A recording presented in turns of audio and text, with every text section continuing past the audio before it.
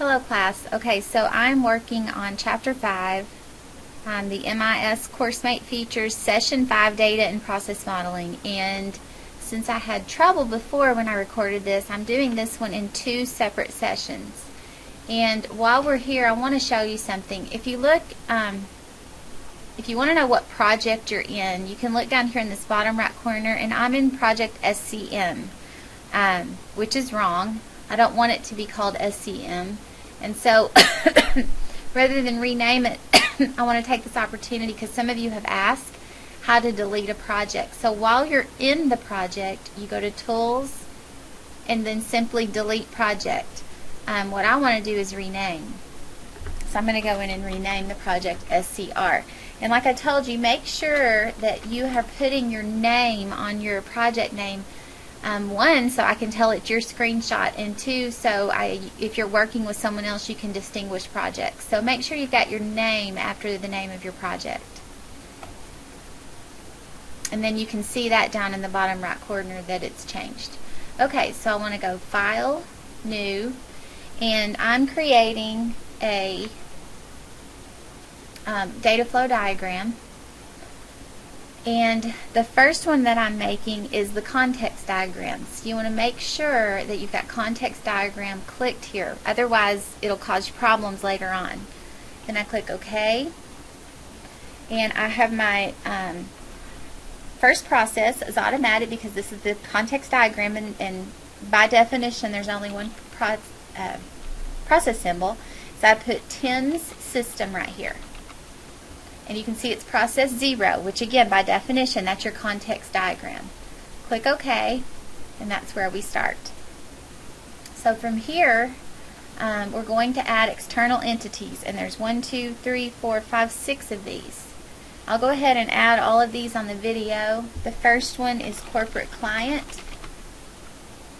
The next one is training administrator. Next we have instructor. Then we have student, courses, and finally accounting system. Now at this point I would stop, click on your select mode, and go ahead and line these up.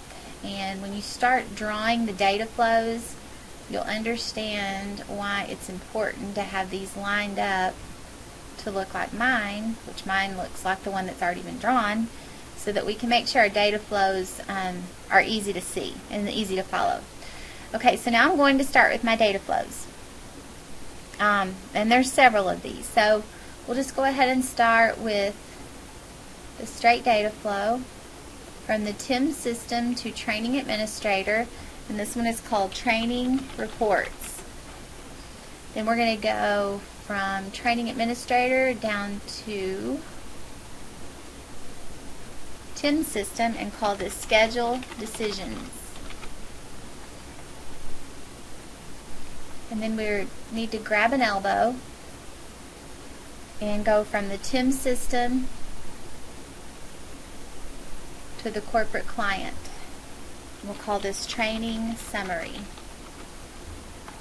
And some of these, you have to kind of play with them a little bit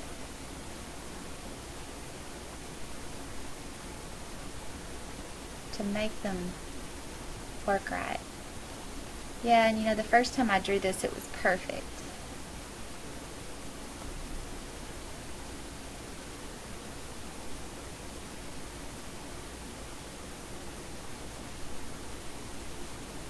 Okay, and then from student, let me go back and grab my straight line. Student, and keep in mind when you're drawing these data flow diagrams, there's lots of stuff going on behind here that we'll deal with later on. So it's real important that you get them done the right way. So we're going to go to course request. I'm sorry, TIMS system to student is confirmation. Then we have another one.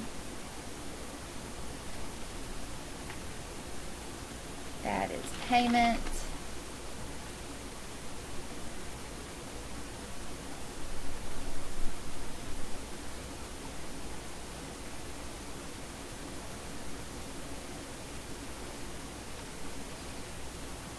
Okay, and then I'm going to grab another elbow and go from the TIM system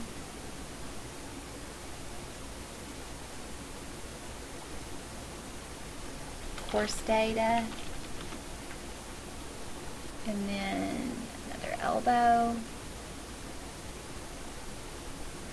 accounting data. And remember, before you let go with the left side, you click the right side and it reverses your elbow. We go up here, we've got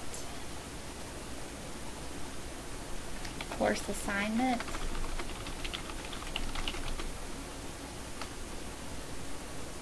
Got another one.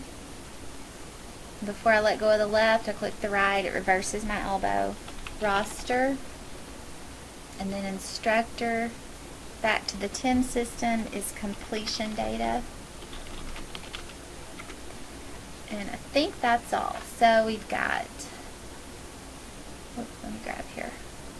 1, 2, 3, 4, 5, 6, 7, 8, 9, 10, 11.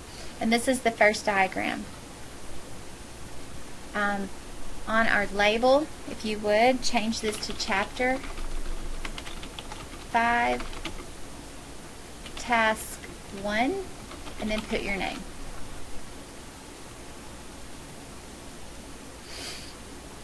And that's your context diagram. And I'm going to stop the video here and start up a new session for the next one.